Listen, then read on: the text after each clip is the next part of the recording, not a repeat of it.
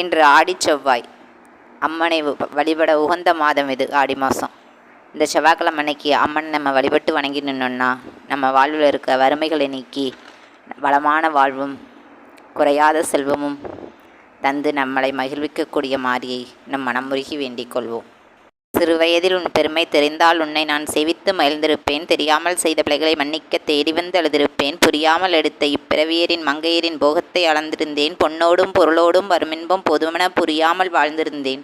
திருநாளில் உன் பெருமை நான் துறந்து செவ்வாயில் விரதமைத்தேன். தித்திக்கும் அருள்தனை சிந்திக்க வரவேண்டி சிங்கார பாட்டிசைத்தேன். பருவத்தில் நான் செய்த பாவத்தை மன்னித்து பாவை என்னை காக்க வருவாயே அம்மா தாயே சமயபுரத்தாளே. நம் அம்மனை துதித்து வேண்டி நின்றால் சகல சௌபாக்கியத்தோடு தீர்க்க சுமங்கலியாக வாழும் வரத்தினை நம்மளுக்கு தந்தருள்வார்கள்.